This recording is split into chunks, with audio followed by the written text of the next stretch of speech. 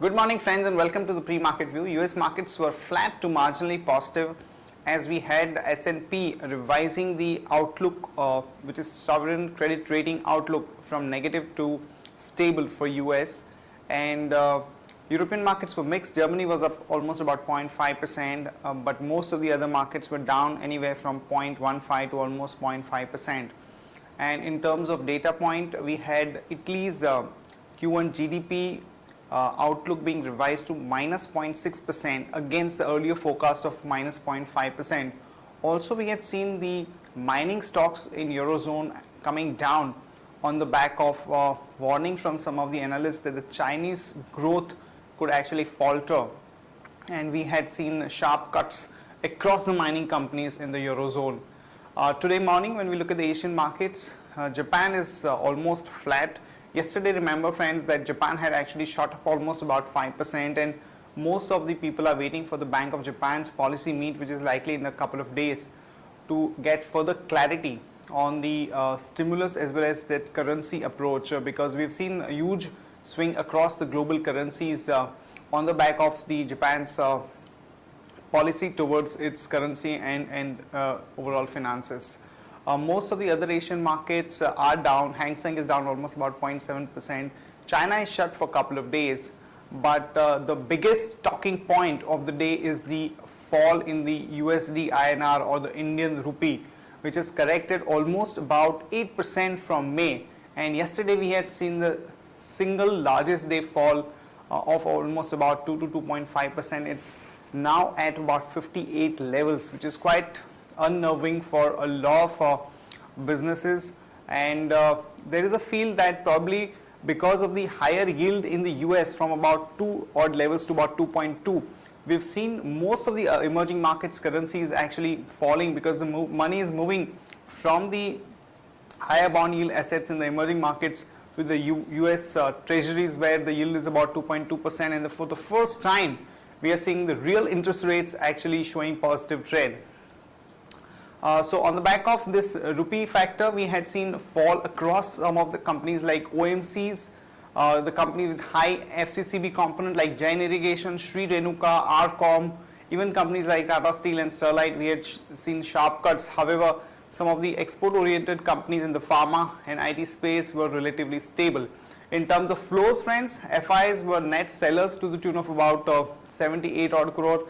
The domestic institutions too were sellers to the tune of about 110 odd crore, and not much of an action in the index futures by the FIIs. On that note, let me invite Shaival to take us through important F&O cues, data and strategies that we can have in the F&O markets. Good morning friends, let's have a view at derivatives. Friends, since expiry or say in last 6 days, we have not for single day have witnessed that Nifty future has added open interest, but as it has underwent reduction in open interest, we have also seen that the cost of carry has been marginally increasing or decreasing, which has been clearly indicating that the market participants have been taking the rise as well as the fall in the market to square off the short as well as the long positions. Now, the PCR ratio has been hovering around 0.98 and 0.99 in last 3 to 4 trading session, as not much of the activity is being witnessed in the open interest front. But yes, the current option matrix has been suggesting that 6,000 call option, 6,100 call option has added good number of shares in the open interest, whereas 5,800 call as well as put option has seen a good activity, followed by 5,900 call option. Now markets were unable to hold the important level of 5,900. So even if we see a bounce in the market or say some pullback rally in the market, probably 5,950 or say 6,000 would act as a hurdle, because 5,950 is the weekly VWAP, and on lower side probably 5,800 would be an important level or say an important zone to watch on at, as it has the highest number of shares in the open interest. Yes, as we are trading below our weekly VWAP, our bias for the market is negative on weekly basis. We have been eyeing 550 on the lower side, and we believe that selling pressure would continue to emerge at higher levels as rupee has been playing the spoil spot. From intraday perspective, Tata Power is looking weak, so one can go short with maintaining a resistance of 89 rupees 40 paisa. Thank you.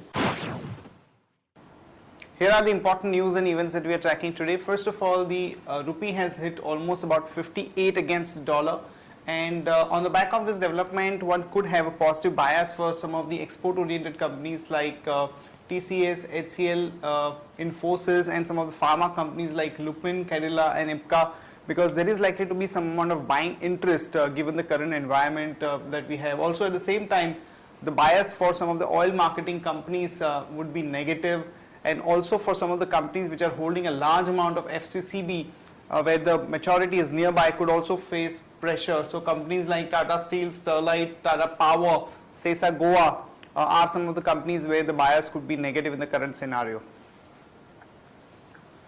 For Haldia Petrochem, where the West Bengal government has put a 31% holding on the block, 6 companies have shown interest, including companies like Reliance, ONGC, GAIL, SR, so on and so forth. And GMR Airports, which is a subsidiary of the GMR Infrastructure, has acquired about 17% stake in the Delhi duty-free services at the international airport. Dabur India has expanded its portfolio by launching a new skincare product which is gel-based facial. So this is definitely a bit of a positive for Dabur India. And for Coal India, some positive news is the board of Coal India has given approval to renew the existing fuel supply pacts with the non-power producers, and under the conditions, all the consumers whose FSAs are to be renewed may be offered 25% of the agreed quantity from the higher grade of coal. So this is positive for Coal India, so one can go long there with a stop loss of 314 and a target of about 330 to about 336. Some positive news for Elder Pharma, which has been a stock under pressure due to high debt, and it seems that the promoters have appointed 2 companies, ENY and Nomura, to find a buyer for their stake. So one can go long on Elder Pharma with a stop loss of 335 and a target of about 352 to about 359. That's it from all of us, friends. Have a great trading session. See you tomorrow at the same time.